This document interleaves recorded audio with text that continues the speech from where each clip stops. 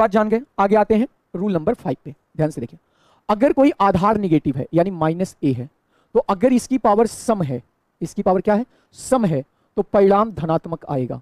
क्या आएगा, परिणाम धनात्मक आएगा। ठीक है, धनात्मक आएगा। और अगर यही मान लीजिए -b की पावर विषम है, तब क्या आएगा, तब आपका परिणाम ऋणात्मक आएगा। परिणाम ऋणात्मक आएगा। ठीक है, परिणाम क्या आएगा, ऋणात्मक आएगा।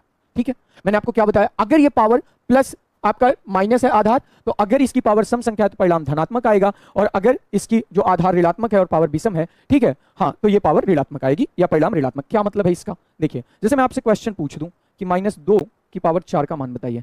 ठीक है, चलिए मैं आपसे पूछ देता हूं -5 की पावर, ठीक है, 2 का मान बताइए। सिंपल सी बात है। मैं आपसे पूछूं -7 की पावर 3 का मान बताइए। मैं आपसे पूछूं ठीक है 3 की पावर 5 का मान बताइए।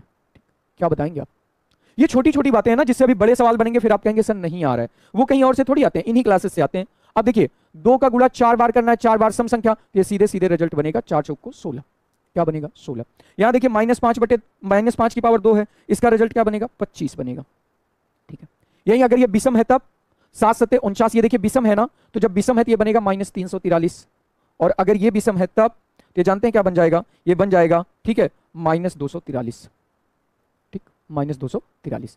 डाउट कहां क्रिएट होगा, एक बार फटाफट आप लोग सेशन को लाइक कर दीजिए भाई, गलत बात है ना। ठीक है, हाँ, अब डाउट कहां क्रिएट होता है जानते हैं, ऐसे क्वेश्चन पूछ देगा, ध्यान से समझना। -2/3 की पावर 5 का मान बताओ। और अगर मान लो यही क्वेश्चन मैं ऐसे पूछ दूं, -2/3 की पावर -5 का मान बताओ। चलो जरा बता दो ये सवाल। 2 सवाल मैंने दिए हैं, दोनों सवाल का आंसर मुझे दे दीजिए आप लोग। ठीक है, क्लियर, मुझे दोनों सवाल का आंसर दे दीजिए।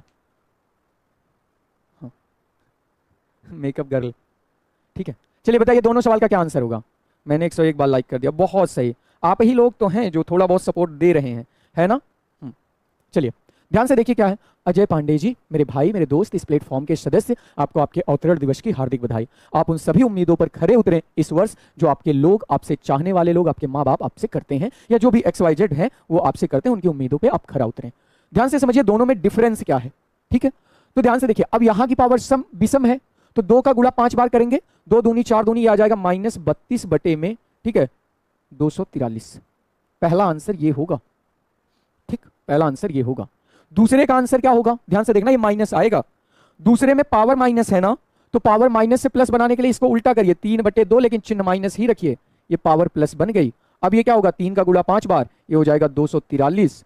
ठीक है, और बटे में कितना, 32, लेकिन माइनस का माइनस आंसर रहेगा। डिफरेंस क्लियर हुआ। देखो कुछ लोग पॉजिटिव कर दिए आंसर, मैं जानता था आप ये गलती करेंगे, है ना। कुछ लोग आंसर अपना क्या कर दिए, पॉजिटिव कर दिए, जबकि आंसर पॉजिटिव नहीं आएगा। कुछ नहीं, बस सारी चीजें अब ध्यान से समझो। जैसे मैं आपसे क्वेश्चन ऐसे पूछ लेता हूं, समझना बात को, क्या कि 3/5 माइनस में इसकी पावर -3 का मान बताओ, -3 का मान बताओ। ठीक, और मैं यही क्वेश्चन, सॉरी -3 नहीं, ठीक है, ऐसे पूछ लेता हूं, -4 का मान बताओ। ठीक है, पहला क्वेश्चन। और मैं यही क्वेश्चन ऐसे पूछ लूं कि -3/5 की पावर 4 का मान बताओ। ठीक है, चलो बताओ क्या होगा आंसर, आइए दीजिए ना आंसर। सर माइनस से माइनस नहीं कटेगा, यहां कटने पिटने का कोई सवाल ही नहीं है, रूल से आइए। सर जी कैसे 243 आया, एक बात बताइए, 3 का गुणा 5 बार करिए, 3 त्रिक का 9, त्रिक 27, त्रिक का 81, 3 243 नहीं होता है, नहीं होता है। आइए ध्यान से समझिएगा मेरी बात, ठीक है, शुक्रिया मेकअप जी। चलिए तो ध्यान से देखिए, जैसे ये माइनस है और इसकी पावर जो है वो सम है, तो 3 का गुणा 4 बार हो जाएगा, ये आ जाएगा 81। ठीक है, और बटे में 50 25 बचे 125 बचे 625। इस सवाल का आंसर 625 आ जाएगा। ठीक है, यहां पावर माइनस है तो पहले पावर प्लस बनाइए, तो हो जाएगा -5/3 की पावर 4, और -5 माइनस की पावर सम संख्या है तो आ जाएगा बस 625/81। मुझे बताओ, मुझे लगता है अब सारे डाउट आपके माइनस प्लस के क्लियर हो गए होंगे। अब आपके सारे डाउट माइनस प्लस के क्लियर हो गए होंगे, है ना। देखिए मैंने आपको ना जितना बताना था सब बता दिया। अब इस सवाल को करिए, आप लोग इस सवाल को अब करिए। बहुत दिन बाद आराम से समझा रहे हैं। शुभम मिश्रा जी कहते हैं ना, जब लंका लुट जाती है ना तो अफसोस के सिवा कुछ नहीं रहता, है ना। हालांकि मैंने कभी गलत नहीं किया है, ये बात मैं दावे के साथ कह सकता हूँ, ठीक है। बस ये है कि कहते हैं ना कि अगर आपने हर बार 2 कदम पीछे हटाए हैं, इसका मतलब ये नहीं कि आप युद्ध हार गए हैं, इसका मतलब आप कुछ बेहतर कर रहे हैं। मैं क्या बेहतर कर रहा हूँ और कैसे बेहतर कर रहा हूँ, ये मैं आपको आने वाले अगले 2-3 महीने में जवाब दे दूंगा कि मैंने क्या बेहतर किया है, और आप खुद देख पाएंगे कि हाँ, अगर मैं आपसे दूर रहा हूँ तो मैंने क्या आपका भला नहीं चाहा है, वास्तव में मैंने आपके भले के लिए काम किया है, वास्तव में मैंने डीएलएड के लिए उस स्तर पे काम किया है जहां पे डीएलएड के लिए काम करना चाहिए। अपना नुकसान भले मेरा हुआ है। चलिए कॉल कर लीजिए एक बार उन्हें। सुनिए, बिना पूछे मत करिएगा, हालांकि वो 3:30 से संभवतः 5:30 या 5:15 तक क्लास में होंगे। चलिए एक बात बताइए, इस सवाल को देखिए। सबसे पहली जर्नी हमारी क्या होगी, इस माइनस को प्लस बदलना। तो हम लिख सकते हैं कि 243 बटे में 32 की पावर 5/4 की पावर 5/4। क्या ऐसा लिख सकते हैं क्या? नहीं, हम कभी पावर थोड़ी पलटते हैं, हम कभी पावर थोड़ी पलटते हैं, हमेशा चिन्ह पलट जाता है। ये माइनस की जगह सिर्फ क्या हो जाएगा, 4/5 हो जाएगा, सिर्फ इतना होगा। ठीक है, अब ध्यान से देखिएगा, इसको पता है ना, ये होता है 3 की पावर 5 और ये बटे में 2 की पावर 5 और ये पूरी होल पावर 4/5। इसको क्या लिख सकते हैं, 3/2 की पावर 5 गुणे 4/5। जानते हैं इसके बाद क्या होगा, 5 5 से कट जाएगा, ये आ जाएगा 3/2 की पावर 4। 3 की पावर 4 मतलब 81, 2 की पावर 4 मतलब 16। करेक्ट आंसर डी हो जाएगा। करेक्ट आंसर क्या होगा, डी होगा। बताइए समझ आया? हाँ बताइए समझ आया? अब सारे लोगों को ये चीजें समझ आ गई होंगी। हाँ जी, ठीक है, क्लियर। हाँ, आइए इस सवाल को करते हैं। देखिए कितने अच्छे सवाल लिए गए हैं आपके लिए, आपको प्रैक्टिस सेट दिया जा रहा है, सारी चीजें अवेलेबल कराई जा रही हैं, परेशान मत होइए। ध्यान से देखना, कह रहा है -1/343 की पावर -2/3। पहले इसको पॉजिटिव बनाओ, इसको लिखो -1/343। ठीक है, तो क्या हम इसको पॉजिटिव कैसे बनाएंगे, इसको हम लिख देंगे 343 बटे में 1 और वो भी माइनस में, और ये पावर हो जाएगी 2/3। पॉजिटिव हो गई जैसे इधर पलटा हमने। ठीक है, अब जानते हैं क्या होगा, ये हो जाएगा -7 का क्यूब की होल घात 2/3। 3 3 से कैंसिल, ये आ जाएगा -7 का स्क्वायर। अब देखिए -7 है, -7 का स्क्वायर है, तो करेक्ट आंसर आपका 49 बन जाएगा। करेक्ट आंसर आपका क्या बन जाएगा, 49 बन जाएगा। बताइए समझ आया? अब घात समझ आ रही है कि अभी भी नहीं आ रही है? हाँ, अब घात समझ आ रही है कि अभी भी नहीं आ रही है? चलिए इस सवाल को ध्यान से देखिए। सबसे पहले इस सवाल को सॉल्व करना है, एक एक बातों को समझना है। इसको जरा सॉल्व करके बताइए क्या आंसर आएगा, इसको जरा सॉल्व करके बताइए क्या आंसर आएगा। ठीक है, चलिए ध्यान से देखिए। इसको पहले पहला स्टेप जानते हैं क्या होता है, घात पॉजिटिव करना। ध्यान से देखिए, माइनस माइनस है, सबको प्लस बना दीजिए। सबको प्लस कैसे बनाएंगे, इसको उल्टा कर दीजिए, लिखिए 216, ये हो जाएगा पावर 2/3 भागे, इसको लिखिए 27 पावर 4/3। क्लियर? इतना कर लिया सारे लोगों ने। अब ध्यान से देखिए, 216 होता है 6 का क्यूब, तो इसको लिखेंगे 6 का क्यूब गुणे 2/3 भागे, इसको लिखेंगे 3 का क्यूब गुणे 4/3।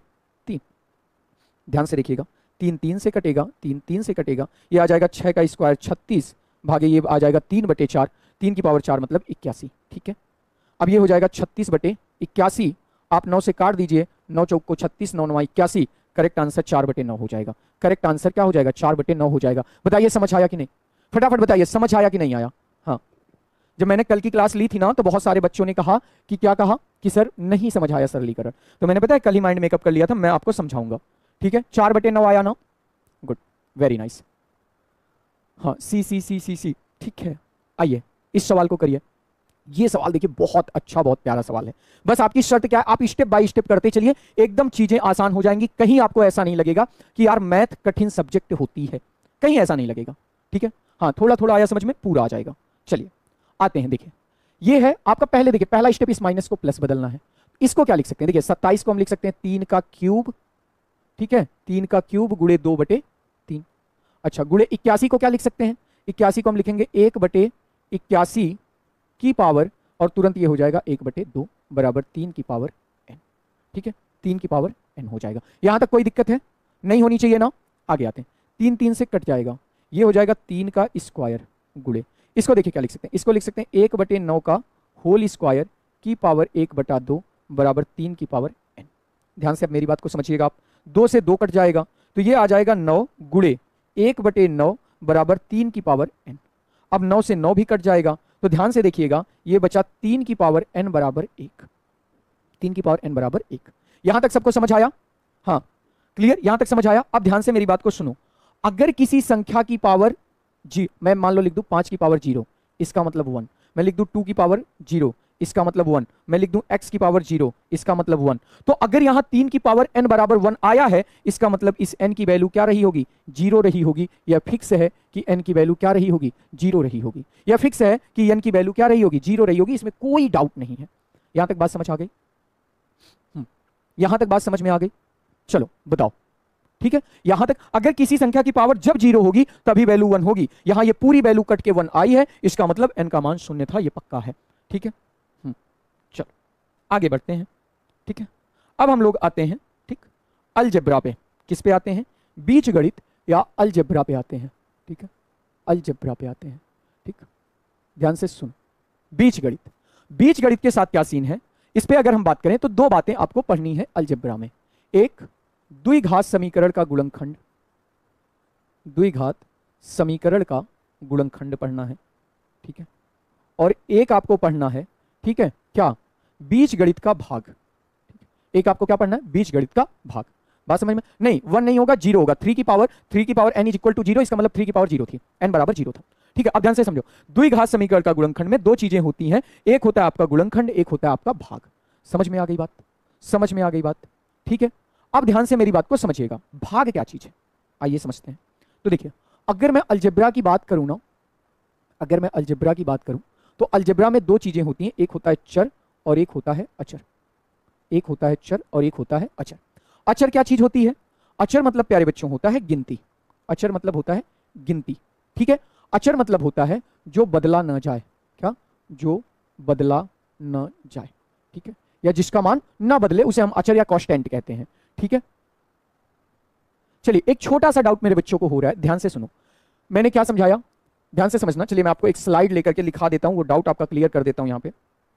यदि किसी संख्या की घात, यदि किसी संख्या की घात शून्य हो, यदि किसी संख्या की घात शून्य हो तो उसका मान एक होता है। उसका मान क्या होता है? एक होता है। अगर किसी संख्या की घात शून्य है तो उसका मान क्या होगा? एक होगा। ऐसे समझिए, x की पावर 0 मतलब 1, 2 की पावर 0 मतलब 1, y की पावर 0 मतलब 1, 100 की पावर 0 मतलब 1, ठीक है, 90 की पावर 0 मतलब 1। अगर किसी संख्या की पावर 0 है तो उसका मतलब क्या होता है प्यारे बच्चों? उसका मतलब 1 होता है। पहली बात समझ में आ गई। अब एक बात बताओ, उस सवाल में कह रहा है कि 3 की पावर n बराबर 1 है। आप ध्यान से यहीं से रिलेट कर लो। किसी भी संख्या की पावर 0 मतलब 1 होता है, तो अगर 3 की पावर n बराबर 1 है, इसका मतलब यह निकला कि पक्का या 3 की पावर 0 रहा होगा तभी 1 हुआ होगा। इसका मतलब इस n की वैल्यू 0 रही होगी। अगर n की वैल्यू आप 1 रख दोगे तो ये बताओ 3 की पावर 1 बराबर 3 ना आ जाएगा? 3 की पावर 1 बराबर 3 ना आ जाएगा? चलिए, शुक्रिया गणेश जी, यहां तक बात समझ में आ गई। यहां तक बात समझ में आ गई। मैं कोई डाउट नहीं छोड़ूंगा आपको, पक्का प्रॉमिस है। ठीक है, क्लियर? अब क्लियर हो गया ना ये जीरो वाला कॉन्सेप्ट? आइए यहां चलते हैं।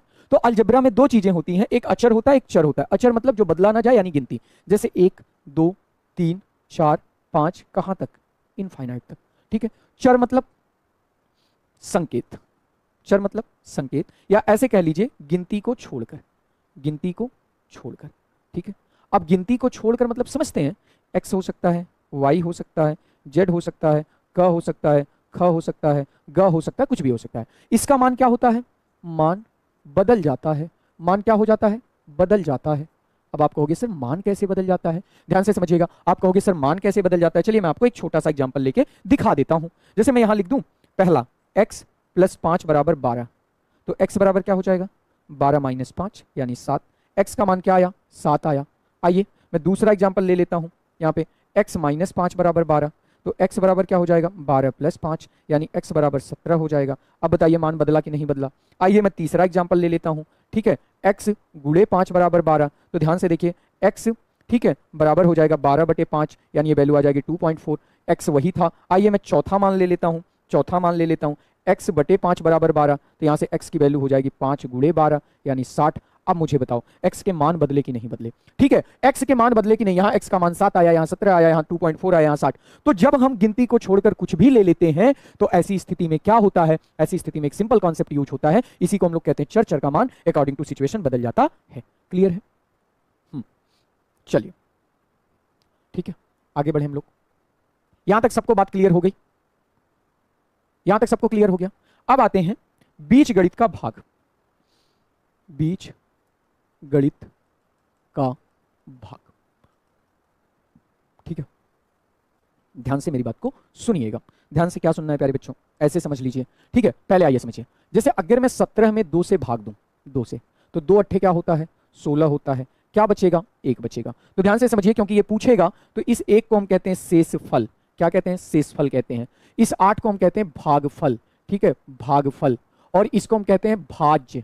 इसको क्या कहते हैं, भाज्य। और इसको कहते हैं भाजक, ठीक। भाजक जिससे भाग दी जाती है, भाज्य जिसमें भाग दी जाती है, भागफल जितनी बार भाग दी जाती है, और शेषफल क्या होता है, जो कुछ हमारे पास शेष बचता है, ठीक है। यहां तक बात समझ में आ गई, क्लियर हो। तो आइए हम बीज गणित का भाग सीखते हैं। हम कहेंगे कि